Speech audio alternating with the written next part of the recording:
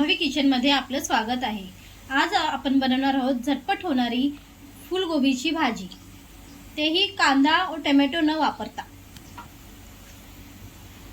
त्यासाठी सर्वप्रथम आपण घेणार आहोत फुलगोबी, 2 हिरव्या मिरच्या, 5-6 लसूण, अद्रक लसूणची पेस्ट 1 चम्मच, हिंग चिमूटभर, कोथिंबीर बारीक चिरलेली आणि कढीपत्ता। आणि मसाल्यांमध्ये आपण घेणार आहोत मोहरी, जिरा, धणे पावडर, किचन किंग मसाला, कांदा लसूण मसाला, लाल तिखट, हळद आणि मॅगी मसाला आणि हा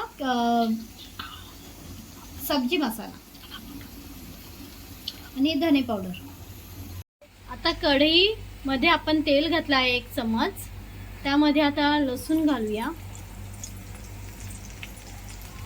लसूण चांगलं परतलं की हिरवी मिरची घालूया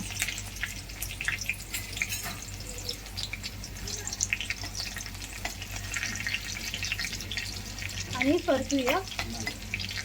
ते जरा लसूण थोडे लालसर झाली की मग आपण त्यामध्ये मोहरी, जिरं हे घालूया।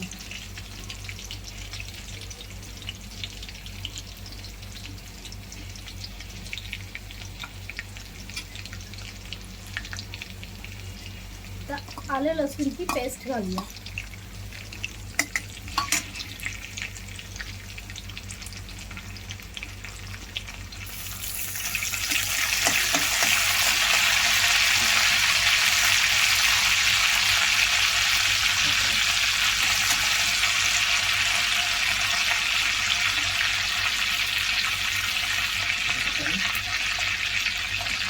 कढीपत्ता, आता हिंग घातला आहे त्यामध्ये आणि आता सर्व मसाले घातले आहेत।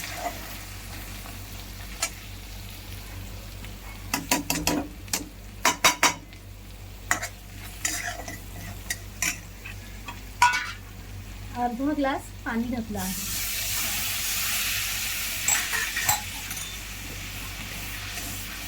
आणि आता ते ढाकून ठेवूया।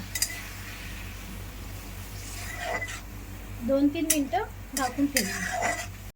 आता छानशी उकळी आली आहे। आता आपण ह्यामध्ये फुलगोबी घालूया।